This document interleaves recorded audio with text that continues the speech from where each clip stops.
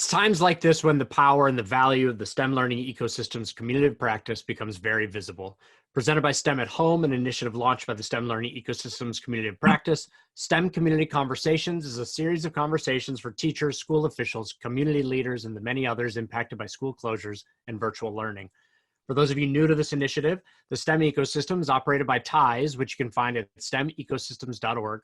Harness the power of business and industry, funders and foundations, K-12 schools, higher education, and more to find solutions to common problems and to build thriving communities. Embracing the ecosystem way, these gatherings will provide a space and time for leaders to share common challenges, ideas, and resources. Conversations will revolve around successful models and new ideas to support STEM learning experiences during and beyond this time of social distancing. These are interactive conversations where you will have the opportunity to ask your questions to our experts. Make sure to enter your questions by clicking the Q&A box at the bottom of your screen, where you can also upvote the questions asked by others. My name is Jeremy Shore, and thank you for joining us today for a conversation as we explore the social emotional needs of our students, families, and greater community. If you wouldn't mind, please let us know your name, location, and organization in the chat. So COVID-19 has created an environment of fear, panic, and isolation for much of the nation. So many of our families don't have a stable home environment, and for others, being home is a source of danger and abuse. I don't know about you, but this has been my big concern. I have 2 young children, and I can see how they're being impacted by fear and isolation since it started. I can only imagine what kids who don't have emotional supports in a safe place are facing. If you were with me a few weeks ago for my conversation with Dr. Calvin Mackey from STEM NOLA and Dr. Rashawn Ray from the Brookings Institute, you remember that it might be true that the only effect of this pandemic that reaches the level of impact of the effects on the economy is the long-term effect on the mental health of young people. And since we began the STEM at Home initiative, we've received an overwhelming number of questions about how ecosystems, individuals, and other organizations are or can be supporting the social and emotional needs of our families. I know I have a lot of questions for a speaker, and we'll get to those in a few minutes, but I know that you will as well. So like I mentioned a minute or so ago, please make sure that you use that Q&A button, both to ask your questions and to vote on the other questions that you see. Even if you don't have specific questions, it's really important that you look through the questions that others have asked and vote them up so we can see which questions are resonating with you. We'll be asking some of you to ask your questions live on air. I'm so happy to be joined today by Dr. Gil Noam. Dr. Noam is the founder and director of the PEAR Institute, Partnerships in Education and Resilience at McLean Hospital, a Harvard Medical School affiliate. He's an associate professor at Harvard Medical School, focusing on prevention and resilience. He served as the director of the Risk and Prevention Program and is the founder of the Rally Prevention Program, a Boston-based intervention that bridges social and academic supports in school, after school, and community settings. Dr. Noam has published over 200 papers, articles, and books in the areas of child and adolescent development, as well as risk and resiliency in clinical, school, and after-school settings. He's trained as a clinical and developmental psychologist and psychoanalyst in both Europe and the United States. He's also a close friend of the STEM learning ecosystem's community of practice. Dr. Noam, welcome, and thank you for joining us today. Thank you, Jeremy. This is wonderful. I feel like I'm on a radio show. This is great. You're really getting the right energy going. Hello, everyone. I am so happy to be with you, even though I would be even happier to be with you in person. In San Antonio, I had the privilege to be with all of you. I think we were extremely lucky, all of us as a community, that we came home healthy, because it was one of those kind of couple of days before everything shut down, that a number of conferences did actually incubate the coronavirus. So we are under good stars and we are very lucky, but now we are all at home, have been at home for a good almost 2 months. It's amazing, it's a new world. And I wanted to actually just present a few slides just to get us started with the idea that we will actually have much more of a discussion. So let's go to the first slide. PEAR was already mentioned, but I do want to say a few words because we're a group of 30 people. We, as a team, focus on mental health, socio-emotional learning and development, and STEM. And many people are wondering what the connection is. And I hope throughout this discussion, we will get more into this. But in general, we create tools that are being used, including with the ecosystems and evaluation systems. But we also are kind of very much involved in intervention and in creating kind of ways in which we can use the data, the active data, in order to also figure out what to do both on the SEL side and on the STEM side and how they kind of connect. Okay, next slide. So what I want to start with as an invitation, because this is where actually STEM, the T of STEM, plays a huge role. I have been writing a book, and this was started before the pandemic. And in that book, I was beginning to kind of imagine a future that I think is already beginning and is now accelerating incredibly. The AI revolution is changing work, travel, healthcare, education, to mention only a few, transportation as well. And what I was asking as a question and continue to ask, how do we prepare young people for this immense transition where one could say the future has begun? But now with this pandemic, all of these elements that you see on here are changing dramatically in ways that we would have predicted would have taken 10 years, maybe more than a decade. But at this moment, everyone works from home, and people are actually beginning to like it. There was a survey by Microsoft that shows that actually the majority of people would like to continue to work at home. Maybe not full time, but some of the time. Business travel. No one wants to go to a business meeting at this point, and will take quite a lot of time to convince people that something like Zoom isn't good enough. At least people will be careful. Healthcare, I mean, telemedicine, everyone wanted this, especially communities that really don't have access to the best specialists. Rural areas, nothing, you can never do it, you can never get reimbursed. I'm a psychotherapist, I could never get reimbursed for anything I would do online. Now suddenly, all done, no problem. Telemedicine is here.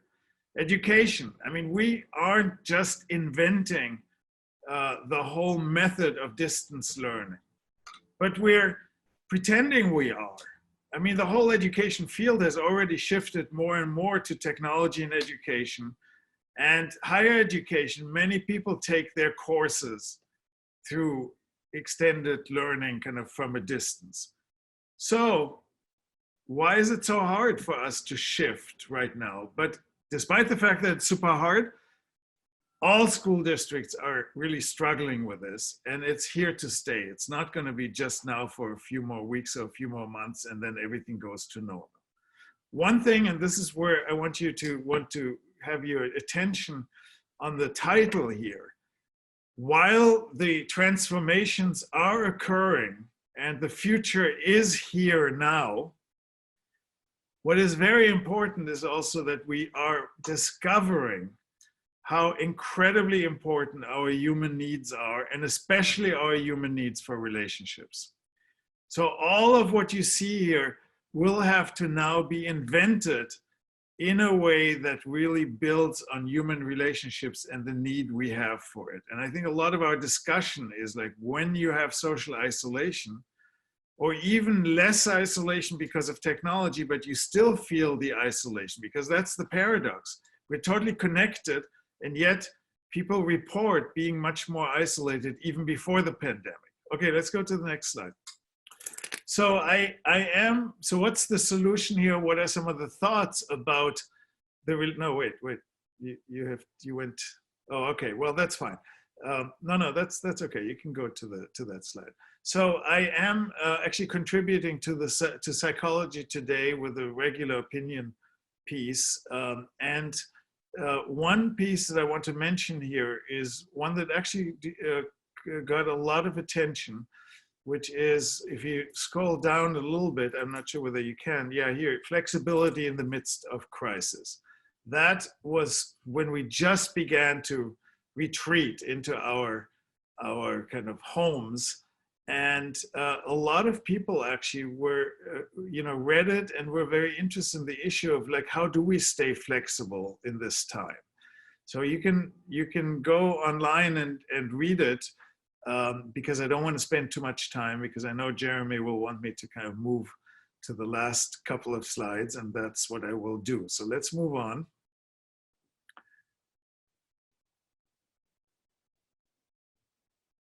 Perfect. Thank you so much.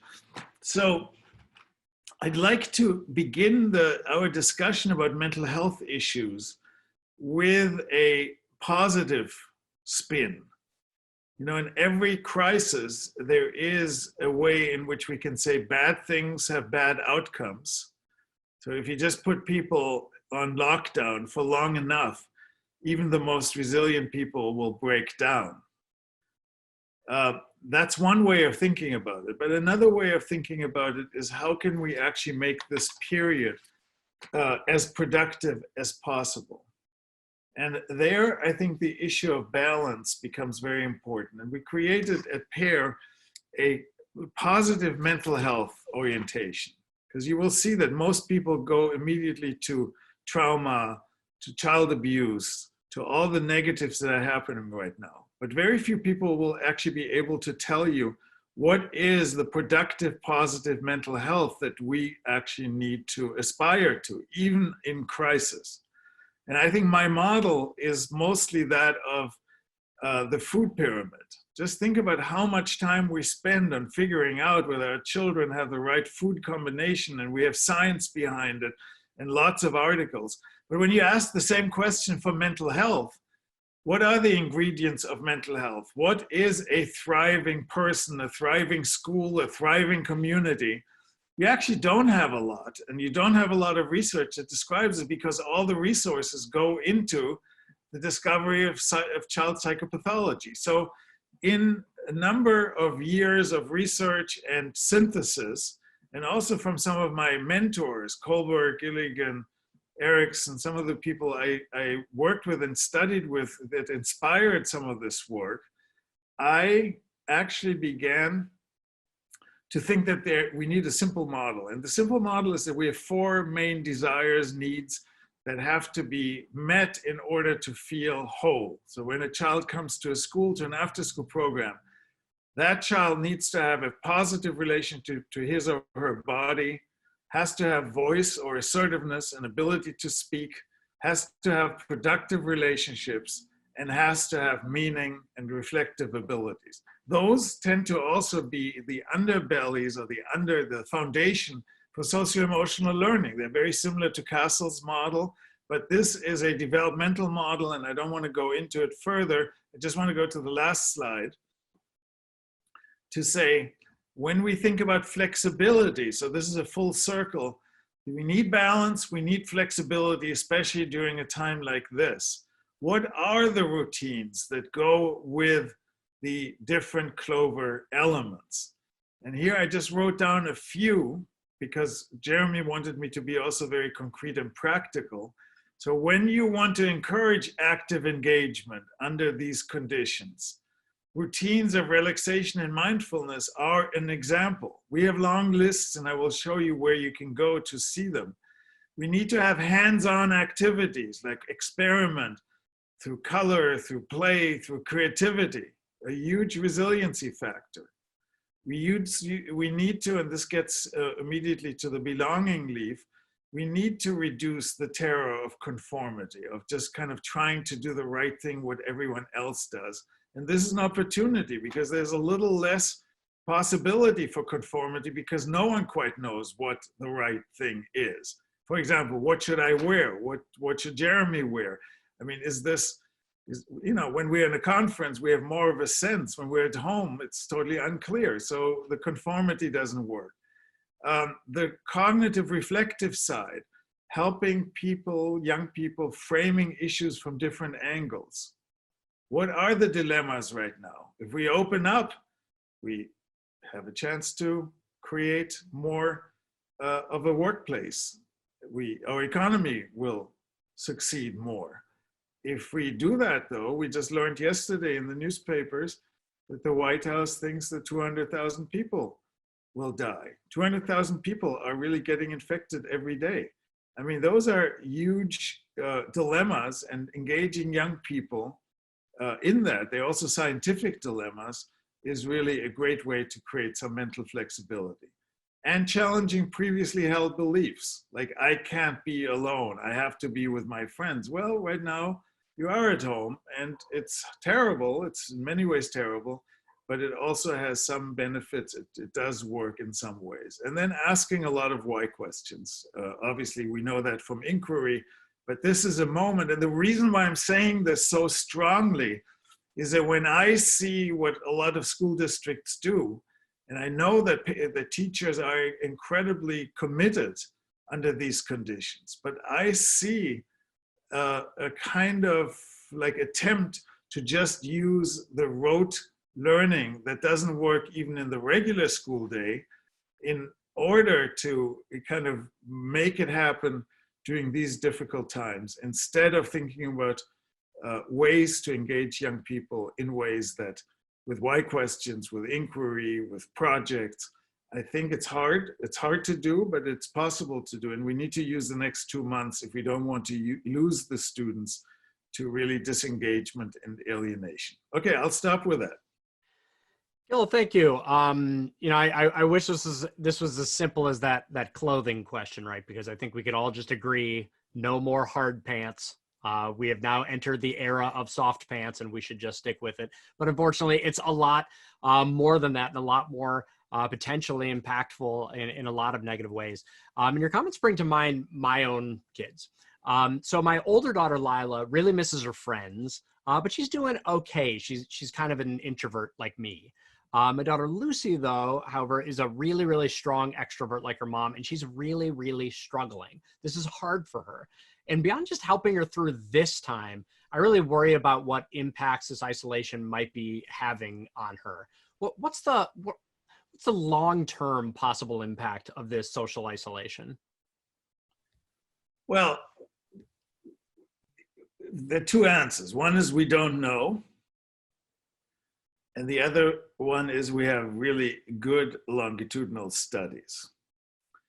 The interesting thing is that young people who have symptoms now, like one of your daughters who has kind of like or at least pain and expresses that pain, are not necessarily the ones who are going to have long-term negative outcomes or effects. Because sometimes it's really good for those daughters of yours to be able to express themselves and to have enough trust in you to actually share that. So the isolation isn't as great as you're making it sound, because they're with their parents and they're loving parents, and they are able to share their pain. So that's talking about prevention. That is a huge part of the prevention, because you can't protect them from what is happening right now. There's studies in England that was very interesting during the Second World War. And now Freud compared the children that were with their parents during the Blitz, the German bombardment of London, and those who went to the countryside, because many of the government wanted to protect the children, put them into the countryside. So they were separated from their parents at the most crucial moment, where they needed the attachment figures. They needed to be close. And those who were with their parents really in harm's way did much better than those who were without their parents in safety. So this is important to remember, that actually when children go through hard times, having parents close is a huge protective factor. Having relationships is a huge factor. And having also now the technology, goes back to my slide about technology. She's isolated, but she's not isolated. Mm-hmm. I mean, I would assume she's in contact with her friends. Mm-hmm. So that's a very different form of isolation. Having said that, and I'll stop there because I know we want many questions answered. There are going to be typically in long-term studies, a third of the young people who will have long-term effects that will need intervention. So it is a huge, massive amount of young people. I'll get to that when we talk about mental health issues that will actually have effects, and whether they're going to be long-term or less long-term has a lot to do with us, because even if the pain is there now and they develop symptoms when they come back to school, let's say in September, hey, if we do it right and we're there with them, and we help them, they're not going to have as many long-term effects. And if we just let it happen and just wait.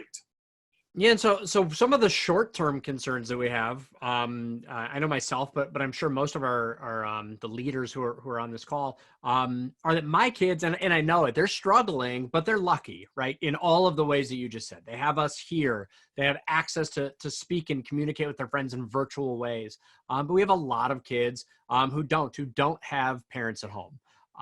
We have the essential jobs in a lot of cities tend to be correlated with lower paying jobs, which tend to be correlated with lower socioeconomic students. So we have a lot of young people whose parents work in those essential jobs. They're gone during the day, and they don't have kind of parents at home. They don't have the technology access.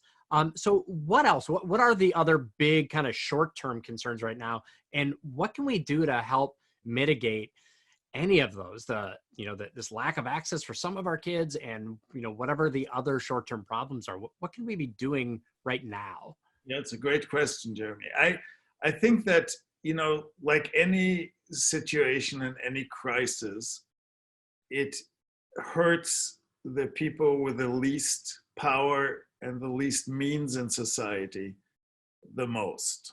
So all the inequities become amplified during a situation like this. And they also run along racial lines. I mean, if you look at, the corona deaths in our society and how much African Americans and people of color have, more risks and a higher mortality rate. I mean, it's despairing to kind of really look at these numbers. But having said that, the attachment that young people need with adults do not only go through the biological parents or even the caretakers at home. I mean, right now people are thrown back into the home, so the families become more and more important.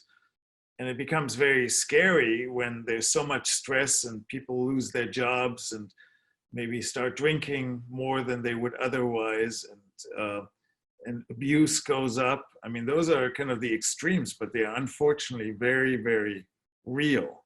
But let's say one step removed from those extremes, and we can talk about the extremes.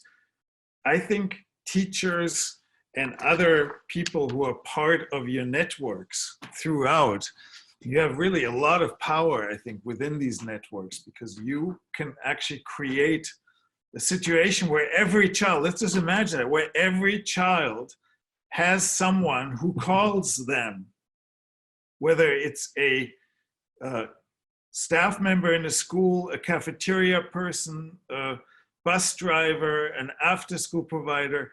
There should be lists, and everyone should get a phone call, and not just once, but a regular phone call. It's not that hard to do, and for sure, teachers need to be in touch with their students. I mean, the first few weeks, I mean, in some communities it was amazing. In other communities, students were reporting that they were not getting phone calls from teachers. The teachers were not kind of available, and they became available kind of en masse, or like, you can call me when you need me, but we need to reach out. Those are the people who are the resiliency factors, so to speak, when parents can't do it alone. We got to take this up in the community. And I think there are lots of examples in small communities and hopefully also in large communities. But I think we have a lot of work to do, and we have a few months to do it well. So speaking of examples, I had a good question here from Kamal Preet. Kamal, are you there with us? You may have to unmute yourself. Oops. I'm All right, there. try. There you go. Hey, Kamal. Hello. Hi, Kamal. Hi. Can you ask us your question? I've got 3 questions, and the first one is, can you share some concrete examples of implementing social emotional learning during lockdown across different grades, elementary, middle school, and high school? So let's kind of Whoops, I just muted myself. Let's kind of start with that, Gil. What might this look like? Social emotional learning supports and instruction right now at kind of different grade bands. What should people be focusing on? What should they be teaching? What should administrators, school administrators, be supporting their educators in learning? And we're talking about right this minute, or are we talking when the students come back? Because these are two different topics. You know, I guess right this minute is where my head is, but I'd be curious about kind of what that looks like as it transitions. What is it now, and then how do we kind of continue and extend that as kids come back? I mean, I'd like to start with a terminological issue. People tend to talk about socio-emotional learning as if it encompasses mental health, but it doesn't. It's actually, you know, there are different organizations, different ideas. So it's important for us to think about socio-emotional learning as the universal intervention, as something that every child needs, similar to every child needing sleep, needing to brush their teeth, and that all is true for parents as well. And then there is the second, this is often called the first tier. Then there's the second tier, which is children who are beginning to show problems or conflict or issues. That's the question we had before, like someone is beginning to suffer, but it's not yet a clinical, it's a subclinical kind of issue. That's tier 2. And then tier 3 is diagnosable psychiatric disorders. And I think it's very important as we think about what we really want to put into the stream, into the water stream. Are we talking about what should everyone have right now in order to thrive? Or are we talking about how do we prevent young people to go from having symptoms and problems to actually having psychopathology? So let me just assume right now that you're asking about what can we do for everyone. It's an assumption here, but I just want to be clear that it's different for every tier, and we have to think about every tier. And that's one of the reasons why I have pushed very hard for us not just to have a separated socio-emotional learning system in schools, which usually means something for everyone, versus a mental health system and treat them as something separate. This crisis shows we need to bring them together. So in terms of what to do right now, I think it's a very simple answer, and I gave it already partly. Relationship, relationship, relationship. That's really, you don't have to do anything else but to connect with the children and the students, no matter what age band they are, to spend the time to recognize that the students will have hard time sometimes talking, adolescents for their reasons, young children for theirs. You have to sometimes play with them, you have to sometimes talk, you have to listen to them, you have to ask questions. You can use the whiteboard on Zoom. It is all about the reduction of social isolation, the listening, the hearing also whether things are happening that one should be worried about, and then to refer to the community when you are worried. But right now, don't do much more than connect with the students. And when you are a teacher and you have teaching to do, don't treat it like you're teaching. That's not the only thing you're doing. You are creating the relationships that young people need. They need to feel like someone cares about them. And it sounds, you know, honky. It sounds like a little like, where's your violin? When are you taking out your violin? And everyone thinks they're in relationships. It's very hard to talk to kids. And it's very hard to talk to them over Zoom and over telephone, but we have to do it over and over again. And not just once, we have to do it regularly. That is, for me, I think that's my advice. It's very simple advice, and at the same time, super difficult. You know, I think we've got this sort of interesting thing happening right now that educators are noticing, which is that I think most, all, educators have known for a long time that in order to get students to learn, whatever the list of learning objectives are, that they need to build a relationship.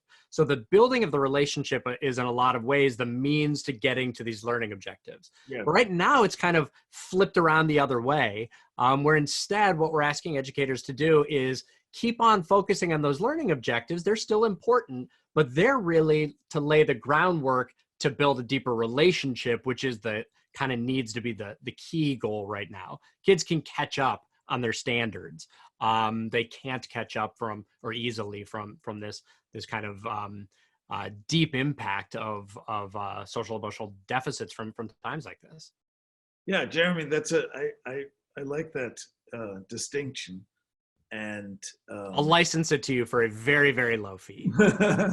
no, I just think that every teacher and every adult, we shouldn't just put it all on teachers. Every adult has a responsibility. If you have a nephew and a niece, don't just talk to your brother and sister, which is typical what adults do. Spend time and say, hey, I want to talk to Julia. I want to talk to her as well. And even if it might be awkward, just reach out to all family members, including the young people, and really share with them ideas, thoughts, because you have a little more time than usually do. So why not use them for this? And many of you will probably do it, but my best guess is that adults tend to talk to adults, and it's harder to say, I'm going to now talk to the kids. So I think that another kind of short-term thing that we have to be thinking about is laying the groundwork for this type of thinking to expand. To some extent, the people on this call, you're preaching to the choir here, right? We're educators, we're community-focused leaders, we're people in these types of roles, and it's good to hear that reinforcement, but we also kind of know. But we're also not necessarily the majority. So I've got an interesting question here from our Reve Schaefer from San Antonio. Reve, are you there with us? I sure am. Hi, Reve. Howdy, how's it going? Living the dream yourself? Yes, absolutely. So I have a question, and it's really, I'm just thinking about how unique our context is right now. Everybody in all sectors of our community are living, from a stay-at-home perspective, minus those essential workers, of course. So the conditions are similar regardless of the sector. There's going to be a time when that changes, and in San Antonio, it's phasing in at about 25% per quarter, folks returning back to some normalcy. So my question is, how do we as a community continue to teach that we all will need interventions? And if we're thinking about students academically, socially, emotionally, we are all going to continue to need interventions for a really long time. We haven't really seen yet the impact of the trauma that this really is creating, unless we're seeing some of those stats right now. But the real trauma of this experience hasn't really showed up yet fully. And so as a community, how do we continue teaching the community that we will need to continue strengthening relationships from all sectors with all humans, but specifically with children now and beyond, in the next 5 years? How do we continue teaching that in our community? How do we get this message out? Well, there are multiple, Jeremy, you said before that, all educators kind of know this and do this. I would like to challenge that. I really would. I do not think that in our educational spaces people know it theoretically, but the patience it takes, the focus it takes, and also the skills it takes, I think we're pretty much in the beginning. There are always some educators who are really naturally great at it, but I think we have a lot of work to do, all of us. I think the biggest, to the question that I think there is, I would like to answer it in two ways. The first way is really the more, again, the universal, generic, community-wide. I think we will have a huge job in our hands to create hope and optimism as adults for the young people. And the problem is, the reason why it's such a problem is that we don't have that fully, right? It's like when I read the newspaper and I read all these statistics every day, it's hard to be like so optimistic. When you think about how long can this last for a long time, it's hard to be totally optimistic. And then you kind of look on page 2, which is now on page 2, it used to be on page 1, how the environment is under great threat. And you list a few more things. It's like, put yourself into the shoes of a young person who's like supposed to be idealistic and looking into the future. I have 2 sons. I mean, they ask, and they're now young adults, but they ask also the question, isn't this all bleak? Will it be bleak? And I think it's our job as a community and as adults to work through our own sense of doom and to really get into a kind of a space of optimism and hope. I really, without, we shouldn't neglect the risks and problems, but there is a lot to look forward to. There's a lot to look forward to, and to help young people to say, look, right now you don't even know about college and this and that and the future. It's all kind of muddled. But just trust me, I've been in 2008, I saw what happened, the collapse of the economy, and we've come back. We had World War II, and we came back. We had the Great Depression, and we came back. So in other words, like really provide, and I would say that that should also be, in terms of schooling, schools should begin to kind of create a curriculum that really gets the young people to think about their present situation by looking at history, by looking at social science, by looking at scientific advances. I think we got to really say, this is going to be a new era, and we shouldn't just pick up everything we've done as if nothing has happened. We shouldn't dwell, but we should actually focus on kind of positive. So it's not only about relationships, it's also about the content, the way we actually begin to be models and help each other as adults to actually create communities and I would say educational settings of hope and optimism. One of the things that I do, Gil, and tell me if I'm a terrible parent right now, is I try to focus on that optimism, but I also try to, at an age-appropriate level, be open about what my own concerns are. My thinking being that I want my kids to see that I'm also scared, that I'm also nervous, and then how I'm kind of addressing and tackling those things. So I try to sort of make my thinking visible in that way about my own anxieties. Am I screwing them up worse by doing that? Well, but you gave away your exit door from being criticized, because if you would just say, hey, I'm so anxious, oh, the world is terrible, like Eeyore, oh, everything is horrible, oh, another bad news, oh, another person died, then I would say, hey, you got to work on your depression. But Eeyore is my spirit animal. Yeah, but you don't want to put all of that on your children, but you said, and I share how I handle it. I mean, that has to be underlined with 3 exclamation marks, because you are sharing a kind of direction of hope, a direction of resiliency. I can have all those feelings, and you're not crazy by having those feelings, you would communicate to your children. But here are the coping mechanisms I'm using, again, implicitly, that actually help me and that keep the meaning alive, my meaning alive. So when we think about those anxieties, when we think about our kids and supporting them, Rowley is asking this question: how do we help our students and families address the anxieties on reopening society, on returning to school? Some of our some of the people on this call live in places like Georgia, where that rate is very rapidly accelerated. So how do we help our kids who are nervous about society reopening, who are nervous about returning to school now or in the fall? How do we help them with that anxiety?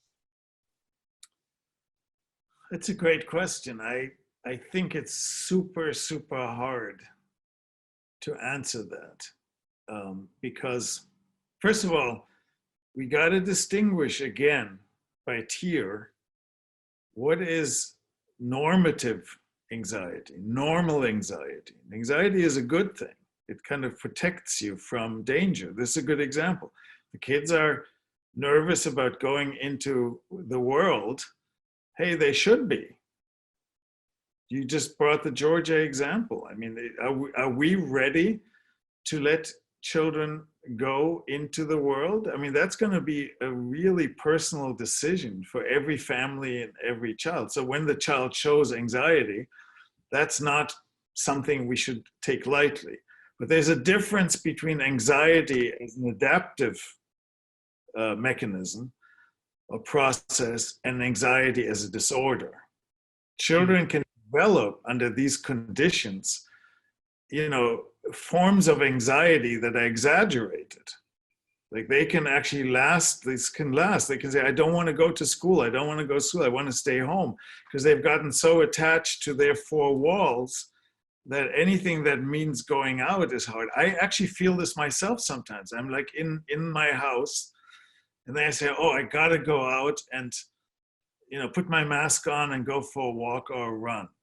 And I can feel that I'm just like, have this I sometimes call it like a cage reaction. I don't want to leave my cage, my cave, well, cage or cave. And I feel like going out into the world is something almost like scary. It's something, and the scariness is bigger than the real scariness. It's not that scary to walk with a mask, outside, but it does flip very fast from normal anxiety to something more serious. For the more serious anxiety, the more serious depression, whether kids are inside or not, they will need treatment. And there are treatments, especially short-term treatments, things that don't take that long once they've created a phobia, to get them to a CBT therapist or some psychological support. Okay, well, let me stop there for a moment, because I want to get back to the numbers we can expect at some point. Wait, you're on mute. I know. Takes me a second sometimes. Yeah, I have a couple more questions kind of in this vein, and then we can sort of close with those numbers. So as we're thinking about right now, the other thing that there's a lot of concern with is, if you look at, like him or not, if you look at something like John Hattie's book, he talks about that before any of this kind of happened, that virtual and online learning is one of the more ineffective ways to instruct younger people because they're not really ready for it. Agree with that or not, I do know that both of my own observations, some of the questions here, we have Jasmine Turner who's saying, she's wondering how can we help teenagers gain a sense of independence in digital education. We have Prabir Chandra who's saying, why are we observing students' inactivity across the board in learning online? So how do we support right now, and assuming that we come back to virtual learning in the future, which I think is likely, how do we support kids in maintaining their focus and getting their work done and showing up and being present when we don't have their bodies in front of us to allow us to kind of directly guide that? Yeah, it's a great question. I do not agree with the assumption of the book. I haven't read the book, but from what you just described, I know of the book. I do not agree with that basic thesis. I think that young people are showing us all the time that they're learning online. In fact, my best guess is that they're learning more online than they're learning in the school day. They go on YouTube, they create projects, they interact. Number two, even if it's not so great, it's here to stay beyond this pandemic. So we better, tame it and ride it rather than reject it. And number three, I think we're just in the beginning of these technologies. They're very young. And my best guess is actually that these learning machines, like if you think about a flight simulator, how much fun kids have in that, how much they can actually, be in those with a friend and they pilot and co-pilot. how much they can actually, if you now introduce learning strategies with 4 or 5 kids in such a learning machine, I think that it's going to be hard for teachers actually to have the same results that it has with this kind of ADD type environment that the kids can do. They can, have peer relations with each other. So I think there will be huge amounts of innovation that we should really think about. And I think this transition in society through this pandemic will, I think I can see it already, leads to a lot of people like trying to figure out, and a lot of funding that goes into this. Like, how can we actually make these environments as interactive as possible? And just the last point is, I'm very worried about this trend, because I think it can easily lead for people at some point to say, well, if kids can be at home, and we don't have to have, expensive schools and expensive, teachers, and every community spends, I don't know, 20% of its tax money or 30% for education. Hey, how can we save money? And I think that's a big concern. On the other side, what I'm very encouraged by is that people have now discovered that schools are not only for learning, but for also keeping their parents sane. And just having a place where kids can go, almost irrespective of how much they learn, is going to be very important, and a very good opportunity to then say, okay, now we have a place for them. Now let's make the best of it, so that we can actually bring after school and school mentalities together. So it's a place to learn and explore and have fun, while at the same time really have very serious learning going on. Yeah, there's a whole lot of videos out there, selfie videos of people saying things like, I have voted against every levy that has come before me. I complain about sending in tissue boxes and markers. I'm sorry.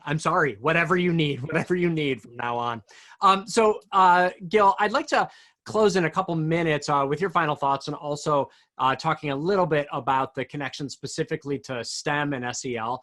But before we do that, I have a question that sort of relates to your answer just now from Eric Leitner. Eric, are you there with us? I am. How you doing? I'm doing well, Eric. Can you ask your question about, kind of this transition back to physical school? Absolutely. And first, thank you both for making this session happen. I appreciate it. So my question was that considering that the situation we're in right now, where testing has been canceled, the environments of both the students and the teachers have been drastically altered, stress levels are clearly high for all parties involved, and very few of our teachers have actually been properly trained in effectively delivering virtual content educationally.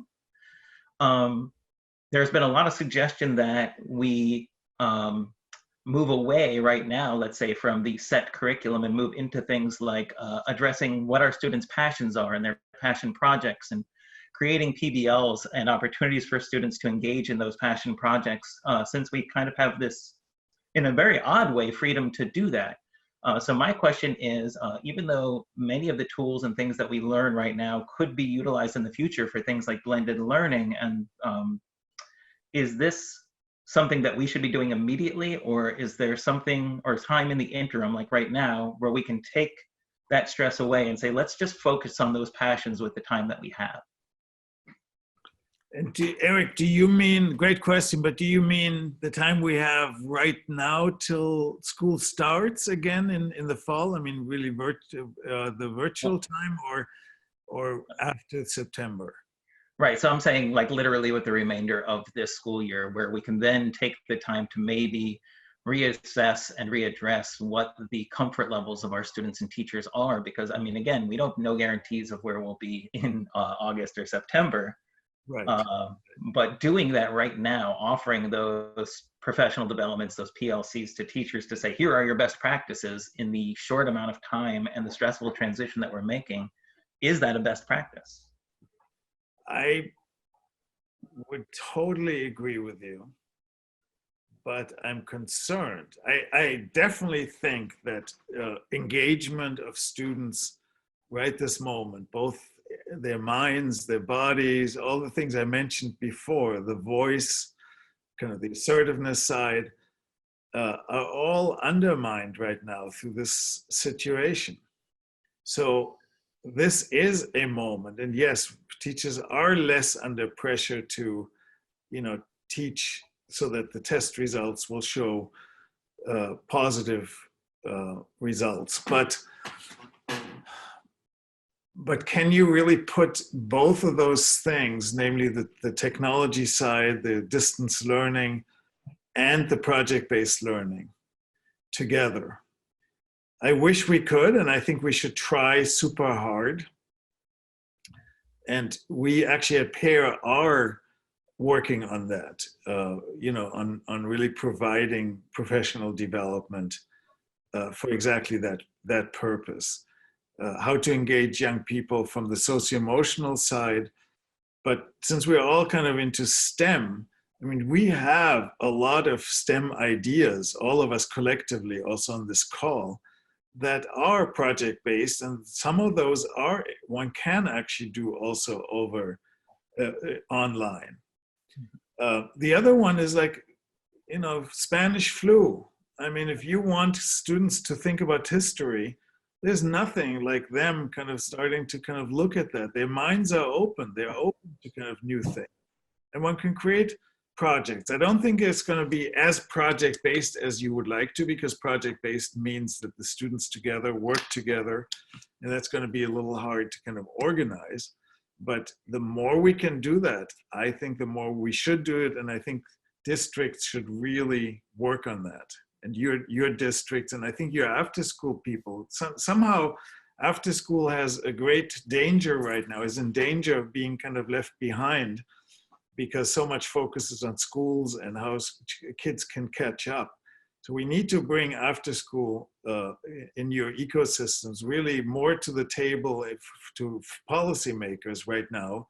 And I think a lot of the project-based learning methods are residing in after school programs. Yeah, Eric, I'm not sure if you or anyone else on this call were with me for my conversation with Dr. Yang Zhao a few weeks ago. I like what he said, though, and it's a thing that I've been trying to think about, which is this is a tough time. It is a terrible time, but it is also an unprecedented opportunity to really rethink the way we do all sorts of things. We have test cases right now that we've only talked about in theory. What would it be like if kids were learning virtually?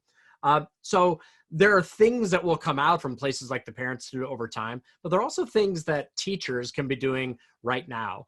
The schools that I've been working with, I've been encouraging those teachers to talk with their kids, talk about the things that aren't working, because we'll be doing this again. So how do we address it? But more importantly, to talk with their kids about the things that are really resonating. What do they like better about virtual learning? Because what you're creating when you have that conversation is a list of ways that you could potentially improve in-person and blended education. If we look at what the positives are, we really have that opportunity. So Gil, this is the STEM learning ecosystem community of practice, not the social emotional learning ecosystem community of practice. So why are we having this conversation? Does STEM specifically, our ecosystems focus, does that have anything to do with social emotional learning and the mental health issues that we're discussing? Yeah, it has a lot to do. And as you know, when I got some of the questions that everyone was interested in, I was asking, so where's STEM? Where's STEM? And I think that we, even before the pandemic, because PEAR specializes in the academic side of STEM and the socio-emotional side, all the time people ask us that question, well, how do you connect it? Why is it connected? And I think it goes to the first question that we had today by one of the participants, which is, well, what do you do actually in STEM? And I feel like I didn't fully answer that. There are things that one could use, and there's a lot out there also on the internet on kind of how to weave in SEL into kind of the regular school day. But I have always found, like, the statement that you can do SEL without STEM, but you can't do STEM without SEL. this is why I see, and Jan knows that because we talk about this and she fully agrees in that whole leadership team, that when you do STEM the way you do it in your ecosystems, and not just nationally, also I just want to acknowledge some of my friends from Israel here on this call and from Mexico and other countries. When you do STEM, you actually want to, good STEM, not STEM like learning facts, but STEM like really the way we all think about STEM. You encourage critical thinking. You want kids to fail and then to get up again and try again. You want problem solving. You want teamwork. You want communication. Now, what are these? These are the SEL skills. These are the workforce skills. These are exactly the ones.